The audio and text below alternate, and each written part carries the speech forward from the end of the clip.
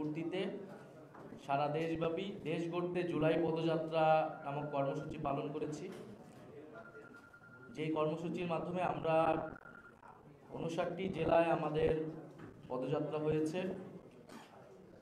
এবং আমাদের প্রত্যেকটা জায়গায় আমরা গিয়েছি, মানুষের কথা শুনেছি, গণ অভ্যুত্থানে শহীদ হওয়া পরিবার সমূহের সাথে আমরা সাক্ষাৎ করেছি, আহত যোদ্ধা এবং আন্দোলনকারী শিক্ষার্থীদের সাথে আমরা কথা বলেছি, সাধারণ মানুষের সাথে কথা বলেছি এবং এই জুলাই পদযাত্রার মধ্য দিয়ে আমরা গণমানুষের কাছে গিয়েছি। গণমানুষের আকাঙ্ক্ষা, জুলাই গণ অভ্যুত্থানের পরবর্তীতে দেশ নিয়ে তাদের ভাবনা, দেশের গণতন্ত্র, আর্থসামাজিক পরিস্থিতি ইত্যাদি নিয়ে মানুষের যে আকাঙ্ক্ষা রয়েছে এবং একটা নতুন রাজনৈতিক দল হিসেবে আমাদের কাছে তাদের প্রত্যাশা ইত্যাদি বিষয় আমরা শুনেছি।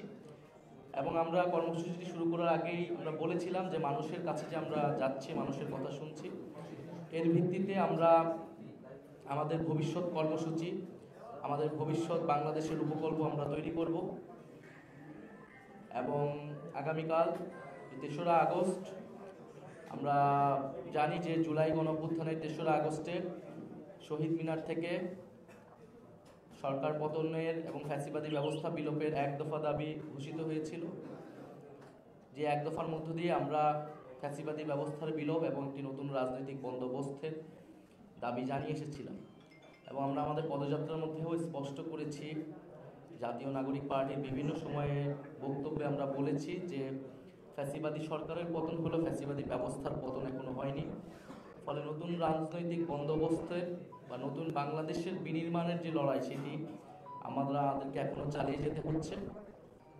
ফলে সেই নতুন বাংলাদেশের জন্য আমাদের যে কর্মসূচি, আমাদের যে রাষ্ট্র ভাবনার উপকল্প, আমরা সেটি প্রকাশ করব আগামীকাল 3রা আগস্ট 2025 আমরা শহীদ মিনারে আমাদের এই যে দেশ গড়তে জুলাই পদযাত্রা, তার আনুষ্ঠানিক পরিসমাপ্তি হবে এবং আমাদের নতুন বাংলাদেশের ইস্তিহার পাঠ করা হবে, যেখানে জাতীয় নাগরিক পার্টির পক্ষ থেকে আমরা ভবিষ্যৎ বাংলাদেশের রূপরেখা এবং আমাদের কর্মসূচি আমরা ঘোষণা করব। বিকাল 4টায় শহীদ মিনারে একটি জনসমাবেশের মাধ্যমে এই অনুষ্ঠানটি আয়োজিত হবে। আমরা সারা দেশের মানুষকে আহ্বান জানাচ্ছি, আমাদের জাতীয় নাগরিক পার্টি এবং আমাদের গণ অভ্যুত্থানে অংশগ্রহণকারী ছাত্র জনতা সহ সাধারণ মানুষ সবাইকে আমরা আহ্বান জানাচ্ছি আগামীকাল ঢাকায় স্বতঃস্ফূর্তভাবে আমাদের এই কর্মসূচিতে অংশগ্রহণের জন্য।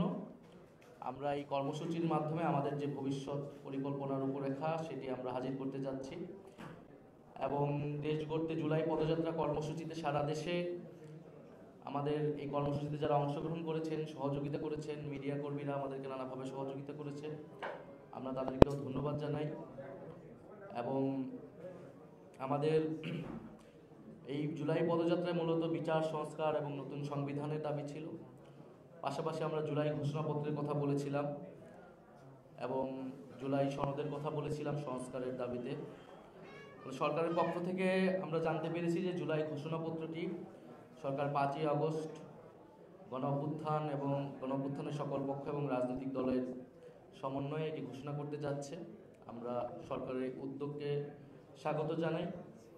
পাশাপাশি আমাদের দাবি ছিল যে 5ই আগস্টের মধ্যে জুলাই সনদের বিষয়টি যাতে শুরু হয়। জুলাই সনদের বিষয়ে আপনারা জানেন যে ঐক্যমত হয়েছে ম্যাক্সিমাম জায়গায়, কিছু জায়গায় দ্বিমত রয়েছে। ঐক্যমত কমিশন থেকে এখন আসলে জানানো হয়নি যে বিষয়গুলোতে আপত্তি রয়েছে, নোট অফ ডিসেন্ট রয়েছে, সেগুলোতে নিয়ে তাদের পরিকল্পনা কি। এবং আমরা ঐক্যমত কমিশনের যে প্রশ্নটি তুলেছি লাস্ট সেশনগুলিতে, আমাদের সদস্য সচিব সেখানে ছিলেন, যে এটার বাস্তবায়ন পদ্ধতি কি সেটা নিয়ে ঐক্যমত কমিশন কথা বলেনি। ফলে আমাদের এই বাস্তবায়ন পদ্ধতি সুরাহা হয়ে আমাদের এই জুলাই সনদে সকল দল স্বাক্ষর করবে, এটি কীভাবে বাস্তবায়ন হতে যাচ্ছে। এবং আমরা বলেছি যে জুলাই সনদের আইনি ভিত্তি থাকতে হবে, জুলাই সনদের ভিত্তিতেই পরবর্তী নির্বাচনটি হতে হবে। আমরা নির্বাচিত সংসদের হাতে এই সংস্কার কার্যক্রম ছেড়ে দেব না, বরং জুলাই সনদের ভিত্তিতেই আগামী সংসদ গঠিত হবে বা গণপরিষদ গঠিত হবে। ফলে এবং এই অন্তর্বর্তী সরকারের সময় থেকেই জুলাই সনদটি কার্যকর করতে হবে। ফলে আমরা আশা করতেছি এবং আমাদের জুলাই সনদের দাবিও থাকবে আগামীকালের এই কর্মসূচি থেকে। বিচার সংস্কার এবং নতুন সংবিধানের দাবির সাথে থাকবেই যে সরকার যাতে দ্রুত সময়ের মধ্যেই 5ই আগস্টের মধ্যেই এই জুলাই সনদের বিষয়েও একটা সুরাহা করে জুলাই সনদ রচিত হয়। এটি সারা দেশের মানুষের দাবি, গণ অভ্যুত্থানের অংশগ্রহণকারী সকলেরই দাবি, যাতে আমরা এই 1 বছর পূর্তিতে আমরা সকল পক্ষ একসাথে আমরা যাতে এই আমাদের এই পরিবর্তনের রূপরেখাটি আমরা সবাই একসাথে এটা উদযাপন করতে পারি। আর দ্বিতীয়ত আপনারা জানেন যে আগামীকাল ঢাকা শহরে এইচএসসি পরীক্ষা রয়েছে এবং 2 বেলা পরীক্ষা রয়েছে, পাশাপাশি আরেকটি ছাত্র সংগঠনের প্রোগ্রাম রয়েছে। জাতীয়তাবাদী ছাত্রদল তাদের কর্মসূচি ছিল শহীদ মিনারে, আমাদের অনুরোধে তারা সেখান থেকে সরিয়ে শাহবাগে তাদের কর্মসূচিটি নিয়ে এসেছে। এর জন্য আমরা তাদেরকে আন্তরিকভাবে ধন্যবাদ জানাই।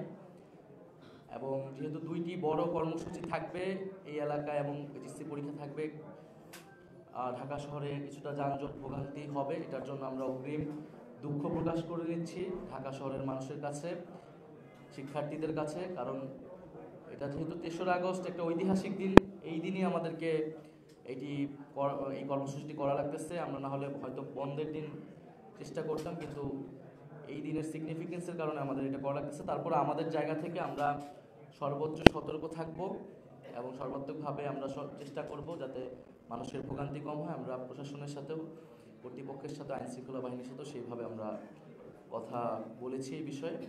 আর সার্বিকভাবে আপনাদের মিডিয়া কর্মী যারা রয়েছেন, আপনাদের আন্তরিক উপস্থিতি আমরা এবং কাভারেজ আমরা কামনা করছি আগামীকালের কর্মসূচিতে। আর যদি আপনাদের প্রশ্ন থাকে, আমাদের পুরো